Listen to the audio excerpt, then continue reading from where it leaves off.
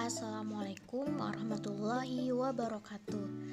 Perkenalkan, nama saya Riza Hanisa dengan NIM A1C1199094. Saya berasal dari kelas reguler C, Pendidikan Kimia 2019, Universitas Jambi.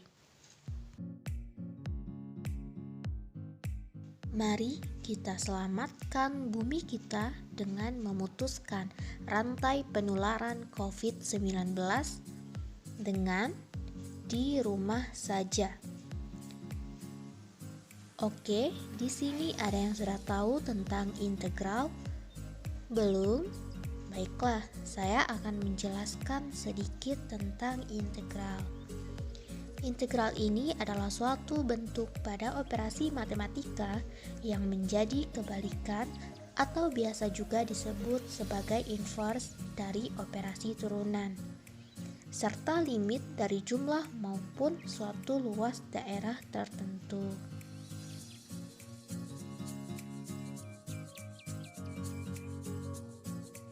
Waspada, virus corona.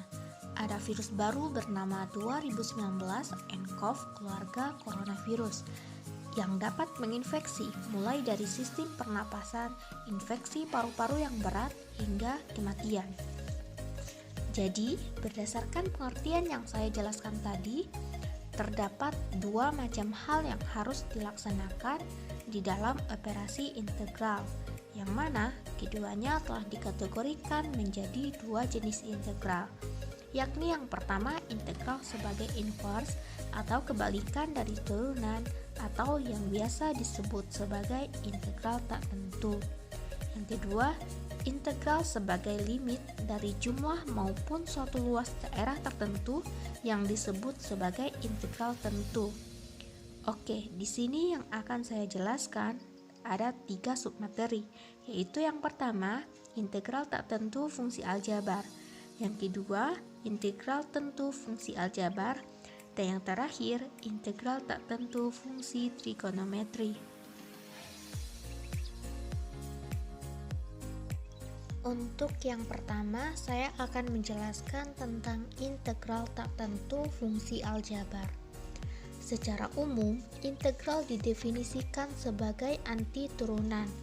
Dari gambar, kita bisa lihat bagaimana hubungan antara turunan dan integral. Misal, f(x) adalah fungsi yang bisa diturunkan dan turunannya adalah f aksen x. Proses mengembalikan f aksen x menjadi fx disebut sebagai integral. Selanjutnya, saya akan menjelaskan tentang notasi integral. Notasi integral ini terbagi dari dua bagian, yaitu pembuka dan penutup, di mana bagian pembukanya berbentuk seperti huruf S kurus, sedangkan penutupnya berbentuk dx atau bisa juga d diikuti dengan peubah lainnya. Peubah d di belakang tanda ini merupakan peubah yang diintegralkan, sedangkan di antara keduanya terdapat fungsi yang diintegralkan disebut sebagai integran. Bagaimana dengan rumusnya? Secara umum, fungsi aljabar diwakili dengan AF pangkat N, dan di sini bisa kita lihat posisinya sebagai integran. Proses pengintegralannya pertama, pangkatnya ditambah 1.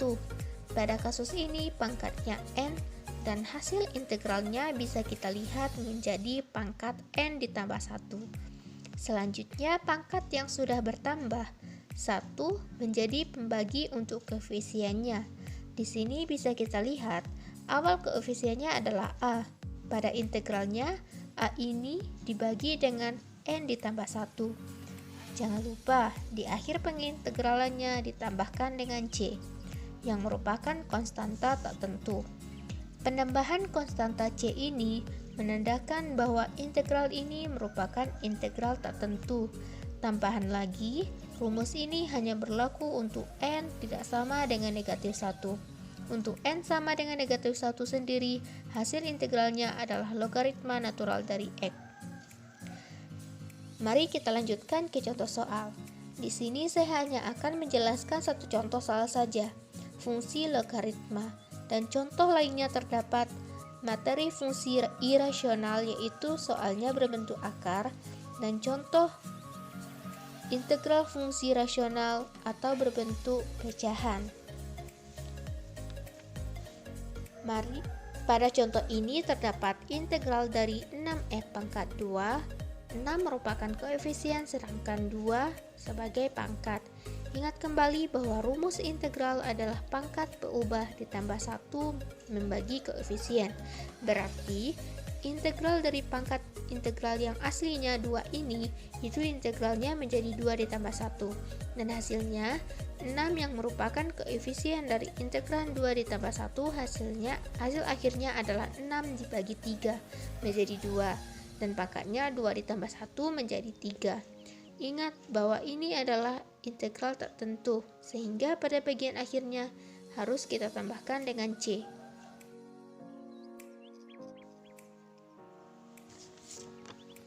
Selanjutnya kita akan membahas tentang integral tentu fungsi aljabar. Untuk memahami materi ini, kamu diharapkan telah menguasai materi prasyarat, yaitu menentukan integral tertentu dari suatu fungsi aljabar. Apakah kamu masih ingat rumus dasar integral? Yaitu integral AX pangkat N dx sama dengan A per N ditambah 1 X pangkat N ditambah 1 ditambah C. Setelah mempelajari video pembelajaran kali ini, kamu diharapkan dapat menentukan integral tentu dari suatu fungsi aljabar. Nah, perhatikan definisi berikut ini. Jika fungsi f kontinu pada interval tertutup a dan b, dan fx adalah sembarang antiturunan dari f pada interval tertutup ab, maka berlaku persamaan berikut: integral ab fx dx sama dengan fx dari a sampai b sama dengan fb dikurang fa. Secara geometris, integral AB dari fungsi fx dx dapat dinyatakan sebagai luas daerah arsiran di bawah kurva y sama dengan fx untuk x dari a sampai b seperti pada gambar berikut ini. Selanjutnya, batas-batas pengintegralan tersebut umumnya disebut dengan batas atas dan batas bawah, dengan b sebagai batas atas dan a sebagai batas bawah.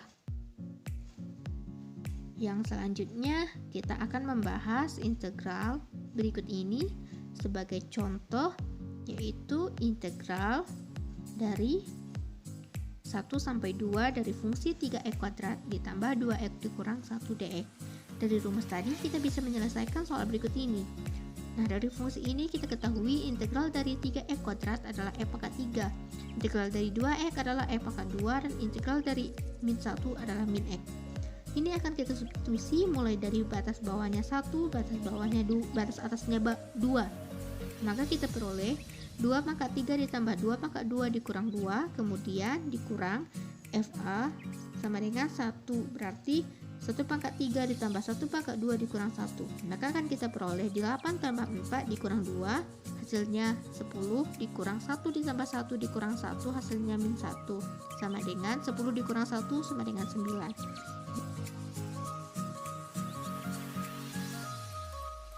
Untuk materi yang ketiga, saya akan menjelaskan tentang integral tertentu fungsi trigonometri. Nah, turunan fungsinya fx, sin x, f aksen x-nya sama dengan cos x. Cos x, f aksen x-nya sama dengan min sin x. Tan x sama dengan secant kuadrat x. Secant x sama dengan tan x dikali secant x. Kotangent x sama dengan min kosekant kuadrat x. Kosekant x sama dengan min kotangent x dikali kosekant x. Selanjutnya kita masuk ke rumus. Rumus pertama, integral sin x dx sama dengan min cos x ditambah c. Rumus kedua, integral cos x dx sama dengan sin x ditambah c. Nah, dari sini kita dapatkan perkembangan rumusnya. Yang pertama, integral sin AX ditambah B sama dengan 1 per A cos AX ditambah B. Yang kedua, integral cos AX ditambah B dx sama dengan 1 per A sin AX ditambah B. Selanjutnya, kita masuk ke contoh soal. Batas bawahnya 0, batas atasnya phi per 6, sin 3x ditambah cos 3x dx. Sama dengan batas bawahnya 0, batas atasnya phi per 6, sin 3x dx ditambah batas bawahnya 0, batas atasnya phi per 6, cos 3x dx. Sama dengan min 1 per 3 cos 3x, batas bawahnya 0, batas atasnya phi per 6, ditambah 1 per 3 sin 3x, batas bawahnya 0, batas atasnya phi per 6. Sama dengan min 1 per 3 cos 3 phi per 6, x-nya kita ubah menjadi batas atas dan batas bawahnya. Jadi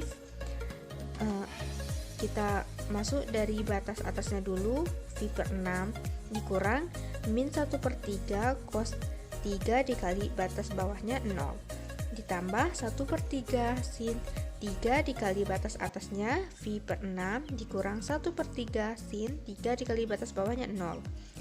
Sama dengan min 1 per 3 cos 90 dikurang min 1 per 3 cos 0 ditambah 1 per 3 sin 90 dikurang 1 per 3 sin 0.